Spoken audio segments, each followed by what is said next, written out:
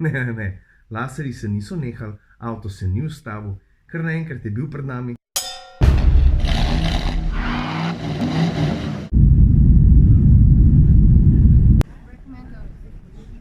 Follow the sign. Če je počasi cajt, da povem, kje sem pa kaj bom tukaj počel. Verjetno za mano že vidiš napis Ford, pa ne avte, prav lepo zložene. Lega od Raptorja prek Edgea do... Čak sem malo, a je to ta nov Focus ST? Hud k popr! Pa pol do Mustanga, pa tamle spredi pa Dirkan GT. Folka, kakor češ čakamo, da se vsi noter nakapljajo, pa sam gas. Ladies and gentlemen, please welcome to the stage, Stephen Armstrong. So I'm glad you could join us for one of the most significant moments in Ford of Europe's recent history. Today, we'll share our vision of electrification and how it fits into our broader vision of smart vehicles in a smart world.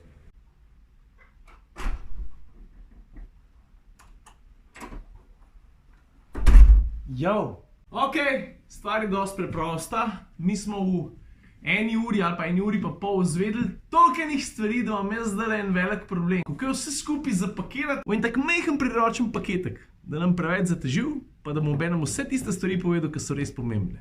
Ok, kaj vemo? Ford je tukaj v Amsterdamu pokazal na tako svojo vizijo mobilnosti v prihodnosti, pri kateri bo elektrika igrala ogromno vlogo. Pravzaprav na en način celo glavno. Ok, pa dajmo tako narediti, da bomo počasi stopnjevali. Dajmo začeti z blagimi hibridi. A veš, kaj so to? A veš, kaj sploh blagi hibrid je? Ja, v tem primeru je avto čist mal hibrida, zato ker ima čist majhno baterijo. In pa valjda ni dolg časa trajalo, da so na odre pripeljali blago hibridno Fiesto, pa tudi Focusa. Lej, takole je izgledalo.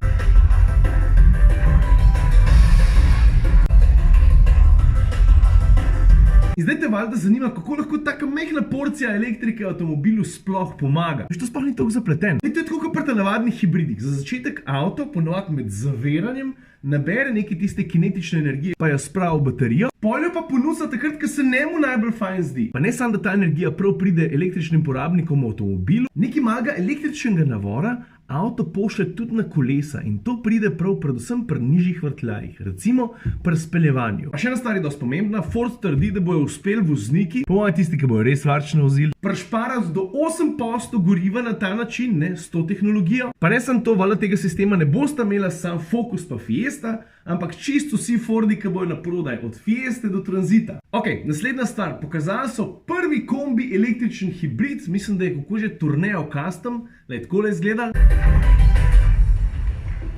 Plug-in hybrid, zero emission urban driving. Pa so pokazali hibridnega Mondeota v karavanski obliki in prvič na voljo z opremo ST-Line. Izvoli.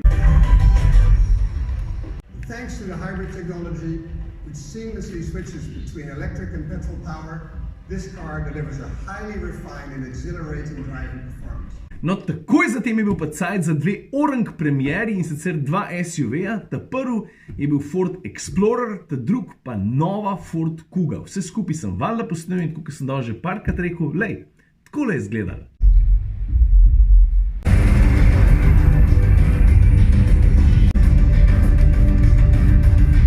Yes, it's a plug-in hybrid. So it's not only our biggest and most spacious SUV, but also the quietest.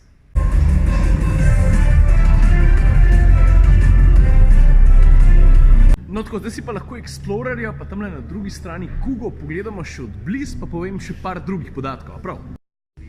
Za začetek najbolj očitna stvar, Ford Explorer je ogromen avto. Daj poglej to masko, malo me spominja na sodobne Audije, ki se mi včasih zdi, da se ne znajo staviti, par velikosti mask. Verjetno ne rabim poudarjati, da bo avto 7-sedežnik, bo tako kot Kuga, tudi kot priključen hibrid. Električnega dosega bo za 40 km, ampak to ni toliko impresivno kot zadeva, ki se skriva tukaj pod havbo. Valjda motor in globje v avtomobilu tudi celoten pogonski sklop. Pazi zdaj, elektrika bo dala koliko? Tam je 100 konjev, 3-litrski EcoBoost, benzinski turbomotor, dodatnih 350 za skupno sistemsko moč 450 konjev, ampak tudi to ni toliko impresivno kot skupen navor. A veš, koliko ga bo? Za 840 Nm navora. Avto za mano bo sposoben vleči do 2,5 tone tovora. Pa mogoče avto še od strani, poglej, koliko je velik. Ok, pičemo zdaj od Explorerja k Kugi. Lej, ta prva stvar, ki je jasna, Kuga je veliko oblikovnih smernic povzela po ta novi Fiesti, pa valjda po Focusu. Pa še ena stvar je jasna, tako je avto na prvi pogled zgleda nižji od prejšnjega, tudi zato, ker je za 2 cm dejansko nižja, je mečken daljša, kar pomeni, da v njej več prostora. V drugi vrsti naj bi imela Kuga največ placa v segmentu. To je kar drzna napoved. Pa vidiš, dve so pripeljali, tale ta prva je opremljena z opremo, vidiš, piše na tablici ST-Line. Prosim, poglej si tale sprednji odbijač, pa gremo zdaj pogledati še vinjale. Vidiš, tukaj je pa odbijač malo drugačen, vse skupaj je malo bolj elegantno. Ja, sej, tako, ki se za vinjale, ne samo pri Kugi, tudi pri drugih modelih, tudi spodop.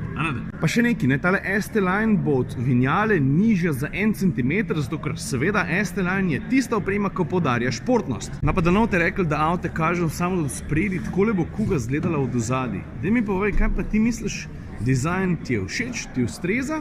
Ali si pričakoval kaj drugega? Še en dosti pomemben podatek, tudi Kuga bo na voljo kot priključen hibrid, pa mimogrede tudi kot navaden hibrid in priključen, bo imel do 50 km električnega dosega. Baterija pa mislim, da če koliko je že 14,4 kW, nekaj tacga. Kvaj, gremo noter. Aha, vidiš, kolega se snema, da bom najprej počakal. Evo, takole bo izgledala kabina, delovno okolje, se mi zdi, da nam je že kar znano in to na prvi pogled. Spredi vidim digitalno instrumentno ploščo, 12,3-palčen zaslon, malo fake carbon fibra. Tole stikalo avtomatskega menjalnika poznamo tudi že z Focusa. Za drugo vrsto pa moram priznati, da je res kar dosti prostorna. Kar se pa tehnološke plati tiče, vsega, kar bo znala Kuga ponuditi, tukaj vprašanj ali pa dvomom ne bi smel biti, pomisli sam, kaj vse ponuja ta Fiesta pa Focus. Mislim, ta avto ne samo, da bo ponudil to, verjetno še kaj več. Pa še ena stvar, ki se jo napovedali, Ford naj bi kmalu predstavil, pazi to, električnega SUV-ja, ki naj bi se oblikovno zgledoval po Mustangu. Samo eno skico zadka so pokazali in to je bilo vse. A Mustang-inspired, all-electric performance SUV will be electrifying in every way. Exciting to look at, thrilling to drive, and this thing will truly go like hell. Aja šit, pa da ne pozabim, leta 2021 pride čist električen tranzit, ogromna stvar, pa tudi dosti tiha, kar malo nenavaden to videti, veš.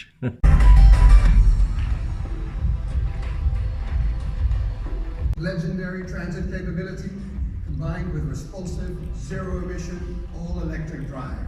Zdaj smo pa več ali manj že vse obdelali, samo še eno stvar opišem, pol prijemo pa do te nove Pume. Se spomniš Pume, no zdaj? Ta nova bo čist drugačna. Ok, zdaj pa poslušaj. Ford ima aplikacijo, ki se imenuje Ford Pass. In ta združena s platformo, ki bo locirana v oblakih, imenovala se bo TMC, ta bo fejst pomagala predvsem voznikom priključnih hibridov pa električnih avtov. A veš kako? Ključna beseda pri vsem skupaj, a ste v redu, stari, je povezljivost. A veš, si ta TMC v sodelovanju z to Fordovo aplikacijo predstavljam kot enega digitalnega kopilota. Kako zdaj to misliš? Lej, ne samo, da se bo aplikacija učila iz dneva v dan, da bo poznala tvoje vzorce gibanja, voženj. To se sliši malo spooky, ampak je dober, verjamem. A veš, avtomobili ne samo, da bodo povezani eni z drugim, povezani bodo z mesti, z mestno infrastrukturo, z drugimi javnimi prevoznimi sredstvi, avtobusi, vlaki. A veš, avto bo znal na en način planirati namesto tebe. Kdaj pa kje bi bilo pametno, da se ustaviš, da boš recimo avto napolnil. In tudi te postanke bo planiral glede na to, kaj se v tistem trenutku v real timeu v mestu dogaja. A je zastoj pa on prav,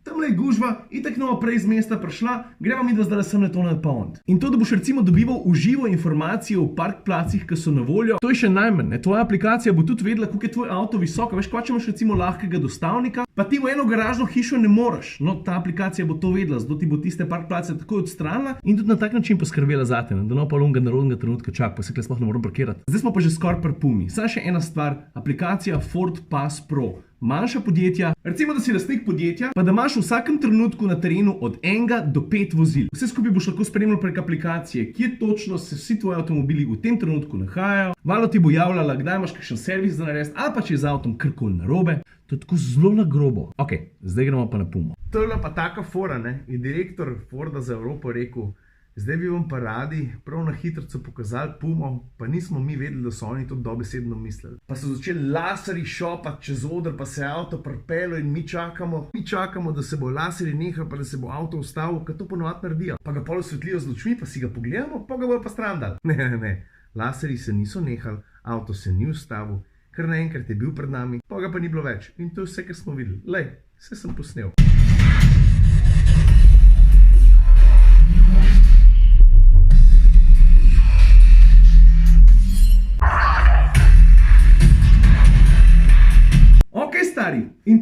zdaj približno veš, kaj Ford planira, če potegnemo črto. To se pravi, blagi hibridi, priključni hibridi, nova Kuga, nov Explorer, nova Puma. Zdaj boste eni ful pizdili, ne, to vem. Zakaj morajo vse iti na SUV? Ej, stari, ta prejšnja Puma se za začetek sploh dobro ni prodajala, ne. Pa kombi, takšni in drugačni, električni, priključni hibridi, blagi hibridi, ni da ni. Ok, to je to za danes.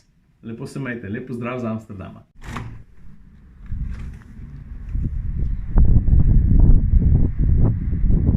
Luštana, a če gremo kaj ven? Enega spit pa... Ne, stari. Jaz sem lepo spat, potem pa jutro na avion pa damo, prav. Ajde.